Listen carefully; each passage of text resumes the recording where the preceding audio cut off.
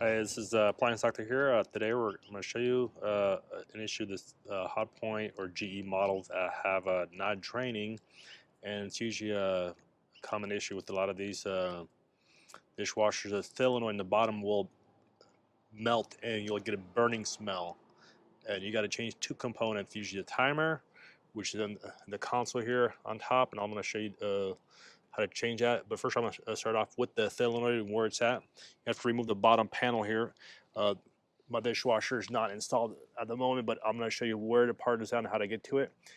You remove the front bottom lower panel here, and then you'll see the cylinder right here in the bottom. This one's already been replaced. It's fairly easy to change it out.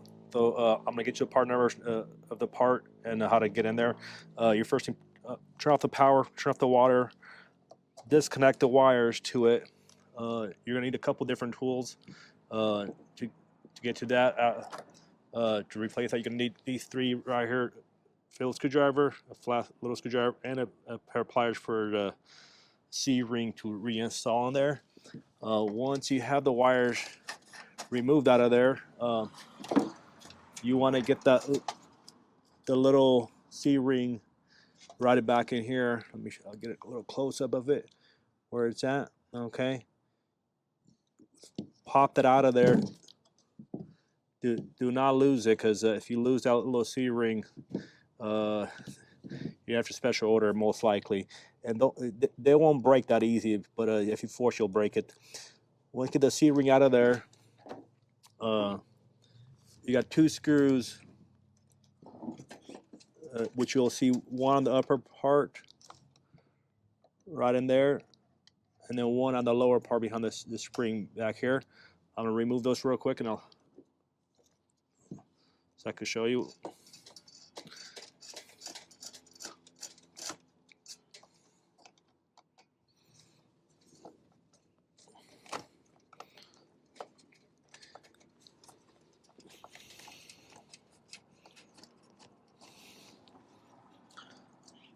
Once you get those out,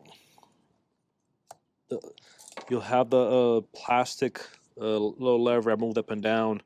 Okay, the way you know this is melted, you can just look at the solenoid in here, usually, and if you'll see it all melted, the shaft kind of stuck. It won't. This should be free by hand to be able to move.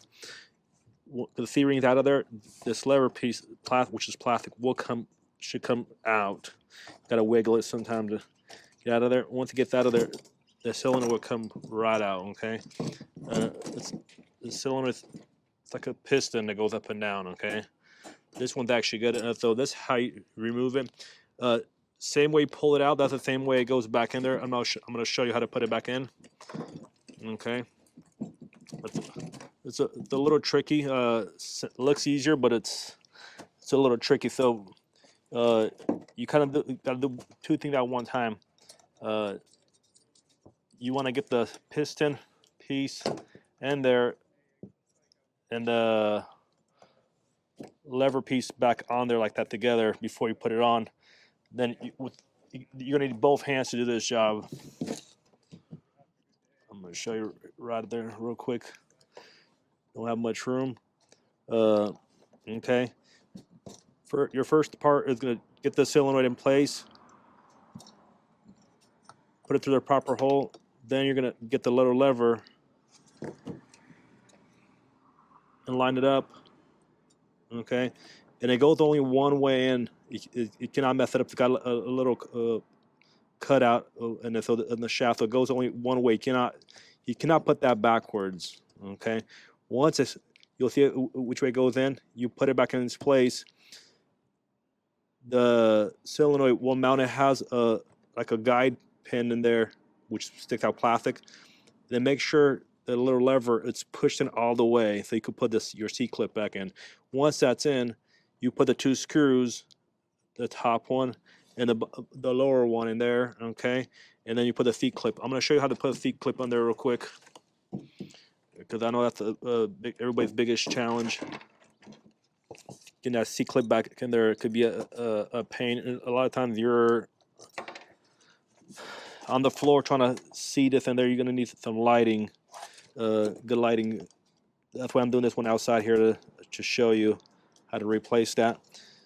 I'm just reinstalling those screws on there, one of them, and then I'm going to put a C-clip, and then I'm going to put a second one in there too. So the way I usually do it, I get in there close, my hands, I put it on the back side where I have the cutout. Okay, once I have it on there, I grab my needle nose pliers and I give it a little squeeze, and it'll pop right in its place. A closer view of that right there. Okay.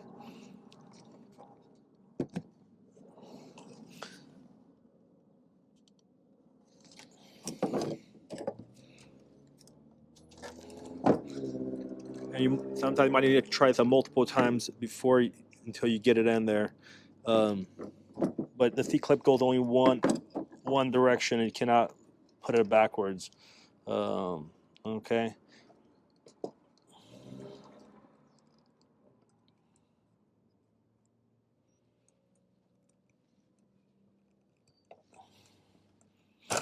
And the C clip, you'll feel it pop in.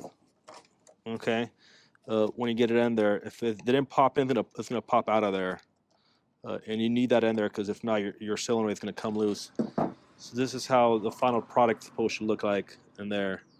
Okay, there is a plastic pin looking dot on the bottom here. The C clip goes around the side of that. Okay, that's how you know. You get that in there. You put the upper screw and the lower screw for the solenoid. Plug it back in.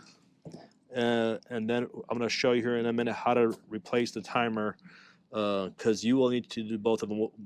Most time this happens due to the timer getting stuck, sending power to the solenoid, and a contact is stuck on the timer, and it burns the solenoid due to that. If you just change the solenoid, you will replace it within a day or two on the next couple of loads, the solenoid again. So make sure if you do this job, you change both parts, or else you're going to be replacing parts again.